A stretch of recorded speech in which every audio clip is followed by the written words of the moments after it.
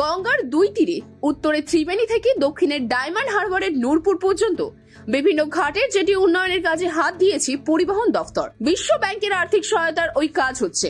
বিশ্ব ব্যাংক প্রায় 700 এবং রাজ্য সরকার প্রায় 300 কোটি টাকা খরচ করেছে। গঙ্গার ধারে 45টি জেটির উন্নয়ন করা হচ্ছে। এই জন্য মঙ্গলবার গঙ্গা তীরবর্তী বিভিন্ন পৌরসভার পৌর প্রধানদের সঙ্গে পরিবহন দপ্তরের ময়দান তাঁবুতে বৈঠক করেন ওই দপ্তরের মন্ত্রী স্নেহাশিস চক্রবর্তী এবং পৌর ও নগর উন্নয়ন দপ্তরের মন্ত্রী ফিরহাদ হাকিম। বৈঠকে জেটিগুলির রক্ষণাবেক্ষণ এবং জলপথে ফেরি পরিষেবা নিয়ে আলোচনা হয়। এক্ষেত্রে পৌরসভাগুলি ফেরি পরিষেবা দেখাশোনার কাজ করলেও তাদের পরিবহন দপ্তরের নির্দেশ মেনে কাজ করতে হবে বলে জানানো হয়েছে। ওই বৈঠকে জলপথে পণ্য বোঝাই ট্রাক পরিবহনের জন্য বরাহনগর থেকে গার্ডেন রিচ বার্ট চালানোর বিষয়ে আলোচনা হয়েছে। এছাড়াও দক্ষিণ 24 পরগনার রায়চক থেকে কুকড়াহাটির মধ্যে ট্রাক পরিবহনের বার্ট চালানোর বিষয়ে কথা হয়। এর ফলে সড়ক পথে পূর্ব মিশনপুর এবং দক্ষিণ 24 পরগনা দূরত্ব কমবে। এছাড়াও বরাহনগর থেকে রোরো বা বার্চ পরিষেবা চালু হওয়ার ফলে রাস্তায় ট্রাকেরও ভিড় কম হবে।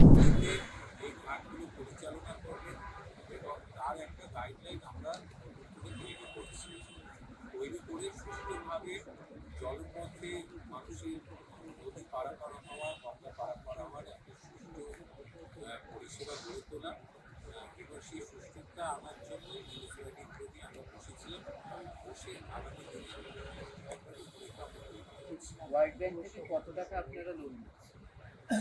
আমরা ওয়ার্ল্ড ব্যাংক থেকে 700 কোটি টাকা আর রাজ্য সরকার থেকে 300 কোটি, এই নিয়ে আমাদের 1000 কোটি টাকার উপরে এই জলপথ পরিবহনের ইনফ্রাস্ট্রাকচার গড়ে তোলা হচ্ছে। লক্ষ্যমাত্রা করে রাখা হয়েছে।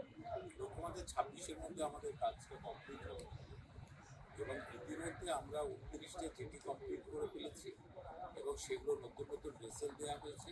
আরও নতুন 16টা জেটি তৈরি করছে এবং হাওড়া যে বাবুঘাট আছে এখানেও একবারে অত্যাধুনিক জেটি আমরা নির্মাণ করবো, একেবারে এয়ারপোর্ট মডেলে এবং টার্মিনাল জেটি তৈরি হবে বেশ কিছু, যেখানে ক্যাফে থাকবে, ওয়েটিং রুম থাকবে, ওয়াশরুম থাকবে, এগুলো যেমন থাকবে এবং প্রতিটা জেটি সাথে 500 মিটার পর্যন্ত ওই মিউনিসিপ্যাল এলাকায় বিউটিফিকেশনের কাজটাও এর মধ্যে করা আছে। কোনোভাবে কোথাও জেটি তৈরি হয়েছিল সেগুলো নবদশা আমরা সেগুলোকে পাল্টে আবার নতুন করে দেবো। সে আর কোথাও নতুন করে জেটি নির্মাণের জায়গা থাকলে আমরা সেটাও করবো।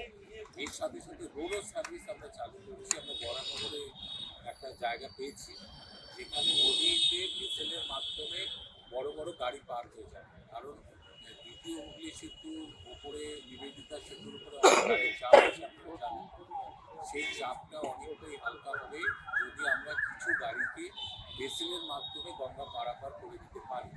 এর জন্য রোডও সার্ভিস আমরা চালু করছি। বরানগরের জায়গা আমরা পেয়েছি, এছাড়া আরও কোথাও জায়গা থাকলে আমরা সেখানে রোডও সার্ভিস চালু করবো। বরানগর থেকে কোথায় আসবে? বরানগর থেকে এটা